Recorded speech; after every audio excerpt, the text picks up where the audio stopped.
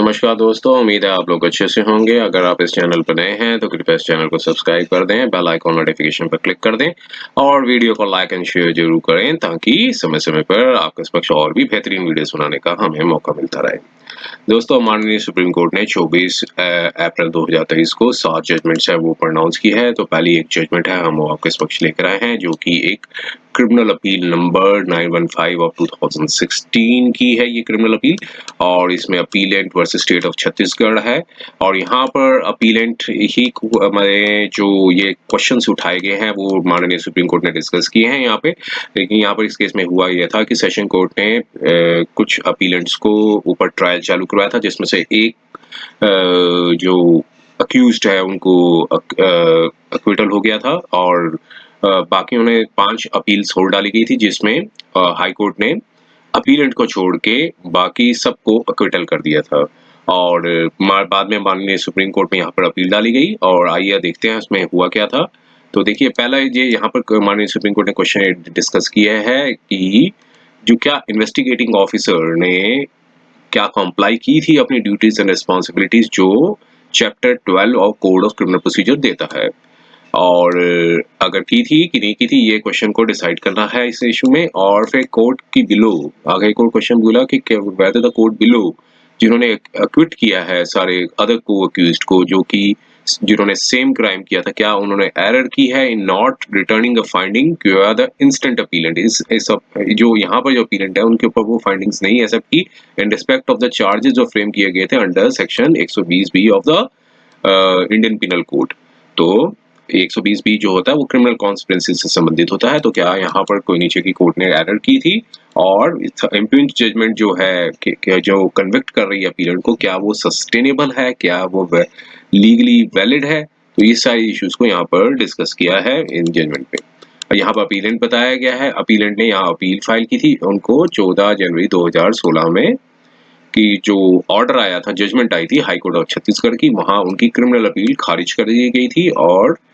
Punishment जो थी award की गई थी 302 इंडियन पिनल कोड के अंदर, और जिसमें फाइन है 1000 का भी लगाया था, साथ में 6 महीने की प्रिजनमेंट का भी प्रावधान बताया था अगर डिफॉल्ट करते हैं, और 201 जो कि डिस्ट्रक्शन ऑफ एविडेंस से रिलेटेड होती है, जो कि 7 साल की सजा, और साथ में आर्म्स एक्ट के अंदर भी उनको सजा सुनाई थी। तो मर्डर से रिलेटेड एक केस था, और यहाँ पर बताया गया था कि एक बिजनेसमैन है, उनको थ्रेटनिंग कॉल आई थी, जो एक बिजनेसमैन जिनको डिसीज्ड कहा गया उनके थ्रेटनिंग कॉल आई थी, और उनसे 10 लाख की डिमांड मांगी गई थी 2009 को, जब डिसीज्ड अपने घर जा रहे थे 7 बजे, और 2 मोटरसाइकिलिस्ट आए जिसमें उनके ऊपर गोली चलाई, और उनको डिस्ट्रिक्ट हॉस्पिटल लेके मतलब जाया गया, और वहां उनकी मृत्यु हो गई। और उसके बेसिस पे एक एफआईआर है वो लॉन्च की गई, बॉडी पोस्टमार्टम के लिए भेजी गई, मेमो जो है वो प्रिपेयर किया गया एग्जिबिट P39, उसके बाद चार्जशीट फाइल की गई, और सारे अक्यूज थे उनको जो है एग्रीमेंट कमिटेड और कॉस्ट फॉर द मर्डर के लिए उनको जो है चार्जेस फ्रेम मतलब चार्जशीट में उनका नाम डाला गया, और इसके बाद मतलब एफआईआर में उनका नाम डाला गया। उसके बाद जो है केस चलाया गया उनके ऊपर, और एडिशनल सेशन जज ने उनको जो है उनके ऊपर ट्रायल चालू कराया, और 28 विटनेसेस का एग्जामिन किया गया, और 3 इश्यूज थे जो कि कंसर्न करते थे अपीलेंट के, कि क्या अक्यूज्ड पर्संस थे उन्होंने अपनी जो सोची समझी साजिश के तहत क्रिमिनल कॉन्स्पिरेसी की और डिसीज्ड की हत्या की है, और कि जो एग्रीमेंट जो हुआ था वो इंटेंशन था कि पनिशमेंट से बचने के लिए, कि article such as motorcycle pistol जो और स्कार्फ थे उनकी साथ में इंटेंशन थी यहाँ पे, और जो अक्यूज्ड हैं उनके पास जो अपीलेंट है उनके पास 9mm की पिस्टल और मैगजीन्स और 33 लाइव कार्टिलेजेस मिले थे बिना जिनका कोई लाइसेंस नहीं था। अब इन सारे केसेस को एक कॉमन जजमेंट पे डिस्पोज किया एडिशनल डिस्ट्रिक्ट जज में, और सिर्फ एक अक्यूज्ड को एक्विट किया गया, बाकी सबको कन्विक्शन कर दिया, और इंडियन पिनल कोड के अंदर सजाएं सुना दी गई, और आर्म्स एक्ट के अंदर भी 5 अपीलें फाइल की गई, और ये सब के ब्यौरा बताया गया है। और हाई कोर्ट ने अपीलेंट नंबर 2 को छोड़ के, जो कि यहाँ पे मेन अपीलेंट है, उनको सिर्फ कन्विक्शन किया, बाकी सबको एक्विटल कर दिया। जो ऑलरेडी एक्विटेड थे उनका तो उन्होंने की तो अपील नहीं हुई थी, और जिनको कन्विक्टेड फॉर द लाइफ था वो सबको एक्विटल कर दिया, और जिनको 5 साल की सजा सुनाई गई थी 212 के अंदर, 201 के अंदर, उनको भी एक्विटल कर दिया। अब उस जजमेंट के बेसिस पे जिनको कन्विक्शन किया गया था, सिर्फ एक अपीलेंट थे, उनको कन्विक्शन किया गया था, उन्होंने यहाँ पे अपील डाली थी। अब यहाँ पे जजमेंट का पूरा कंटेंशन सुनने के बाद, एविडेंसेस को रिकॉर्ड में लेने के बाद, कोर्ट ने यहाँ पर क्या पाया? तो कोर्ट ने पाया कि सिर्फ सर्कमस्टेंशियल एविडेंसेस के बेसिस पे है, कोई भी प्रेजेंट नहीं था सीन ऑफ इंसिडेंट में। जो अलेज्ड रिकवरी बताई गई थी P15, जो कि पुलिस ऑफिसर द्वारा ली गई थी, P23 जिनको बताया गया है प्राइम प्रोसिक्यूशन विटनेस, जो कि इंडिपेंडेंस विटनेसेस थे, P6 और P7। तो यहाँ पर केस जो रिवॉल्व करता है वो सर्कमस्टेंशियल एविडेंस के बेसिस पे रिवॉल्व करता है, और एक जजमेंट का रेफरेंस लिया माननीय कोर्ट ने, Vijay Shankar versus state of Haryana की जो जजमेंट था, उसका रेलेवेंट पोर्शन को यहाँ पर डिस्कस किया। अब यहाँ पर जो दो अक्यूज थे वो तो ऑलरेडी एक्विटल हो चुके थे, और जबकि पूरी एप्रिशिएट किया गया testimony of the witness. Court ने यहाँ पर कहा कि हम यहीं तक ही कन्फाइन करते हैं, यहीं तक ही सीमित रहते हैं, कि जो कि प्रेजेंट अपीलेंट से संबंधित है। अब यहाँ पर जो भी इंडिपेंडेंट विटनेस थे P6 और P7, उन्होंने सपोर्ट नहीं किया प्रोसिक्यूशन के केस पे, और एक्सटेंसिव क्रॉस एग्जामिनेशन भी पब्लिक प्रोसिक्यूटर ने किया। कोई भी सब्सटेंशियल चीज नहीं निकल के आई जिससे इंडिकेट होता हो अक्यूज्ड के गिल्ट का। और टेस्टिमनी P6 की थी, वो भी साइन डॉक्यूमेंट्स थे। वो उन्होंने बताया कि साइन डॉक्यूमेंट्स थे जो कि ब्लैंक थे, और पुलिस ने अपना केस को मजबूत करने के लिए मतलब कमीशन ऑफ ऑफेंस के लिए बनाने के लिए उनसे ब्लैंक पेपर पर दस्तखत ले लिए गए। और P6 ने यहाँ तक कहा कि वो अक्यूज्ड को जानते तक नहीं है, और ब्लैंक पेपर पर साइन लेने के बाद और पुलिस ने ऑफिशियल्स ने थ्रेट किया, तब फिर वो क्रॉस एग्जामिनेशन भी कुछ निकल के नहीं आया उनका, एक्सटेंसिव क्रॉस एग्जामिनेशन जबकि पुलिस ने भी किया था। अब कोर्ट ने कहा कि जो बिजनेसमैन की डेथ थी वो डिस्प्यूट में नहीं था, लेकिन टेस्टिमनी जो थी वो इन्वेस्टिगेटिंग ऑफिसर की ली गई 27/9/2009, जब FIR जो कंप्लेंट रजिस्टर्ड की, वो विजिट किया स्पॉट पे, प्रीलिमिनरी इन्वेस्टिगेशन की, बॉडी को पोस्टमार्टम के लिए भेजा, और सेवरल इंक्रिमिनेटिंग आर्टिकल्स थे वो रिकवर किए।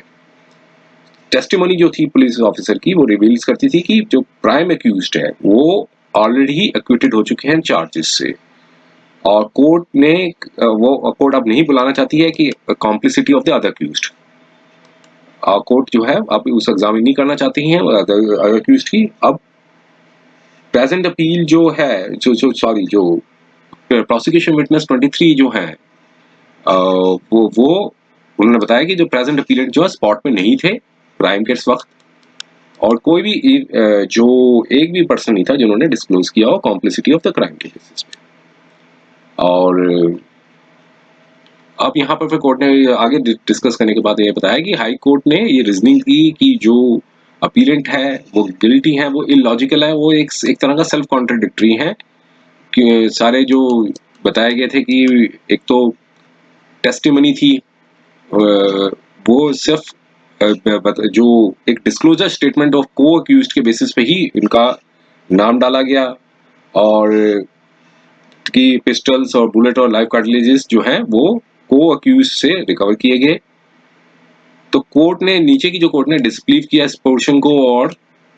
हाई कोर्ट ने भी यहाँ पर कोई रीजनिंग नहीं दी, इलॉजिकल बताया है यहाँ पे। और यहाँ पर नोट किया कोर्ट ने कि 12 अक्टूबर 2009 को अपीलेंट को यहाँ पुलिस स्टेशन बुलाया गया और उनकी स्टेटमेंट रिकॉर्ड की गई, जिससे कॉर्पोरेट किया गया जो दूसरे एक्यूज्ड के साथ, जिससे ताकि रिकवरी का सपोर्ट किया जा सके, रिकवरी ऑफ आर्म। और उसके बाद इंक्रिमिनेटिंग मटेरियल था, 3 गन्स थी, कार्टिलेजेस के 333 लाइव कार्टिलेजेस थे 9 mm के, और 4 empty NM कार्टिलेजेस थे वो रिकवर किए गए। वाइड मेमो जो एग्जिबिट P14 का था वो एनालिसिस के लिए भेजा गया लेबोरेटरी चंडीगढ़ में, और उसके बेसिस पे ही अक्यूज्ड को अरेस्ट किया गया। वाइड जो मेमो था बताया P221 P22। अब यहाँ पर बताया कि कोई भी स्टेटमेंट जो P23 हैं उन्होंने एडमिट किया कि उनकी जो को अक्यूज थे उनकी स्टेटमेंट जो है वो रिकॉर्ड नहीं की गई थी उनके हाथों, मतलब इन हिज हैंड पे। और जो जो क्वेश्चंस जो रेज होते हैं यहाँ पर कि किसने मेमो बनाया था, ये प्रोसिक्यूशन को आंसर देना है। ये चीज आंसर नहीं दे पाए प्रोसिक्यूशन में, और ना ही कोई डायरेक्ट एविडेंस था अवेलेबल था जो प्रूव करता हो बैलिस्टिक रिपोर्ट को। और जो एक्सपर्ट रिपोर्ट थी, और एक्सपर्ट रिपोर्ट थी जो जिन्होंने एनालिसिस किया था और केमिकल एनालिसिस किया था, उसके ऑथर को भी एग्जामिन नहीं किया गया। और यहाँ पर इन्वेस्टिगेटिंग ऑफिसर ने एक स्टेटमेंट थी कि अपीलेंट को पुलिस स्टेशन पे बुलाया गया, जो कि अनइंस्पायरिंग कॉन्फिडेंस है, क्योंकि कोई रिटन कम्युनिकेशन जो नहीं दी गई जिससे पता चलता हो कि या फिर कोई ऐसा मोड हो जिससे पता चलता हो कि कोई अक्यूज्ड को उनको पुलिस स्टेशन पे बुलाया गया हो। और P23 ने कोई भी ऐसा जो है रिकॉर्ड में नहीं दिया या केस डायरी में जिससे पता चलता हो उनकी मूवमेंट्स का, स्पॉट ऑफ रिकवरी का। और ये यहाँ ये भी ऑब्जर्व होता है कि जो अरेस्ट करने से पहले अक्यूज्ड को कोई इंफॉर्मेशन भी फैमिली मेंबर्स को नहीं दी गई थी और अक्यूज्ड को दी गई थी। ये एक कॉन्ट्रवेंशन है, एक जजमेंट आई है जैसे DK Basu versus state of West Bengal की, उसमें पूरी गाइडलाइंस बताई गई हैं। और section 79 of code of criminal procedure भी इंट्रोड्यूस हो गया था इसी डायरेक्शंस के बेसिस पे। Section 79 of code of criminal procedure भी